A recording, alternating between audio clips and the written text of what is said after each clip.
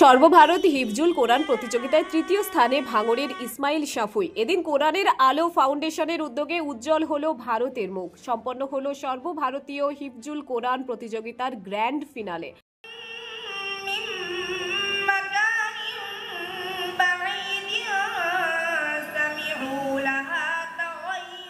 বিশ্ব দরবারে ভারতের নাম উজ্জ্বল করতে প্রতিশ্রুতিবদ্ধ কোরআনের আলো ফাউন্ডেশনের সফলভাবে আয়োজন করলো সর্বভারত হিফজুল কোরআনের প্রতিযোগিতার গ্র্যান্ড ফিনালে।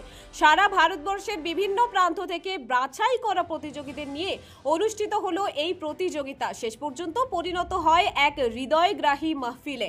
চূড়ান্ত পর্বের এই অনুষ্ঠানটি অনুষ্ঠিত হয় হাওড়ার বিখ্যাত শরৎ সদন অডিটোরিয়ামে। অডিটোরিয়াম পরিপূর্ণ ছিল দেশের বিভিন্ন প্রান্ত থেকে আগত কুরআন প্রেমী দর্শক ও শ্রোতাদের উপস্থিতিতে। ছোট ছোট হাফিজদের মধুর তাজবিদ সম্মত ও হৃদয়স্পর্শী তেলাওয়াতে বিমোহিত হয় উপস্থিত সকলেই। সর্বভারতীয় হিফজুল কোরআন প্রতিযোগিতা 2025 অনুষ্ঠিত হচ্ছে হাওড়া জেলার একেবারে এই শরৎ সদন স্টেডিয়ামে, একেবারে অডিটোরিয়ামে দেখতে পাচ্ছেন একেবারে হাজার হাজার মানুষের উপস্থিতিতে এই যে একটা প্রতিযোগিতা চলছিল কোরআনের প্রতিযোগিতা, আজকে সে ফাইনাল ডে। আজকে সে ফাইনাল ডে, বিভিন্ন রাজ্য থেকে বিভিন্ন জেলা থেকে প্রতিযোগীরা এসেছিলেন এবং আজ সেই শেষ দিনে তাদেরকে একেবারে ঘোষণা করা হলো ফার্স্ট, সেকেন্ড এবং থার্ড। প্রথম যে পুরস্কার দেওয়া হয়েছে, প্রথম পুরস্কার 1 লক্ষ টাকা এবং দ্বিতীয় পুরস্কার দেওয়া হয়েছে 50,000 টাকা এবং তৃতীয় পুরস্কার দেওয়া হয়েছে 50,000 টাকা এবং সকলের সঙ্গে একটি করে দেওয়া হয়েছে এবং সেই পুরস্কার পেয়ে খুব খুশি প্রতিযোগীরা। এই বছরের প্রতিযোগিতায় প্রথম স্থান অর্জন করেন আসামের প্রতিভাবান হাফিজ নাজিম উদ্দিন।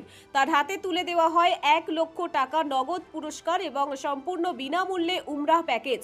দ্বিতীয় স্থান অধিকার করেন উত্তরপ্রদেশের মোহাম্মদ আলী এবং তৃতীয় স্থান অর্জন করেন পশ্চিমবঙ্গের দক্ষিণ 24 পরগনার ভাঙড়ের ইসমাইল সাফুই।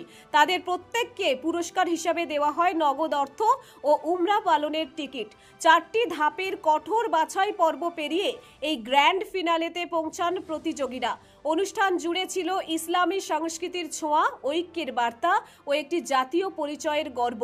এই ধরনের আয়োজন দেশের যুব সমাজের মধ্যে ইসলামী চেতনা, ধর্মীয় জ্ঞান ও নৈতিক মূল্যবোধ জাগ্রত করতে গুরুত্বপূর্ণ ভূমিকা রাখবে বলে মনে করছেন ধর্মীয় ও সামাজিক বিশ্লেষকরা।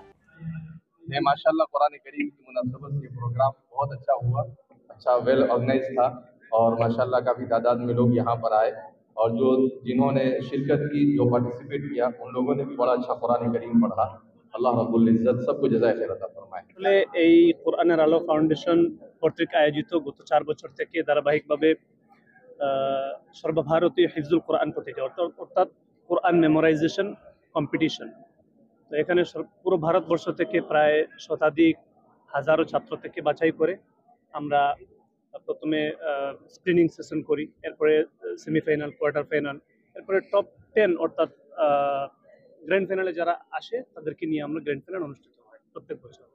তো এবছর আলহামদুলিল্লাহ যে প্রতিযোগীগুলো আসছে প্রত্যেক প্রতিযোগী আলহামদুলিল্লাহ খুবই ভালো পারফরমেন্স করেছে এবং এর থেকে বোঝা যায় যে আমাদের বহির্বিশ্বের তুলনায় আমাদের ইন্ডিয়া ও কোরআন তিলাওয়াতের দিকে কোনো অংশেই কম।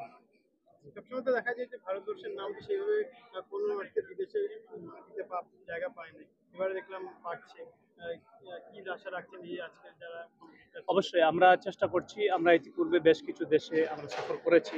তো আমরা চাচ্ছি দেশের যে ছোট ছোট হাফিজ কোরআনদেরকে আমরা বহির্বিশ্বে অর্থাৎ বিভিন্ন দেশে আন্তর্জাতিক কোরআন প্রতিযোগিতায় অংশগ্রহণ করিয়ে দেশের সম্মান যাহাতে বয়ে আনতে পারে এই প্রচেষ্টাই আমরা করছি এবং বিশেষ করে আমরা নতুন করে একটি বোর্ড গঠন করেছি, আত-তারতিল হিফজুল কোরআন বোর্ড।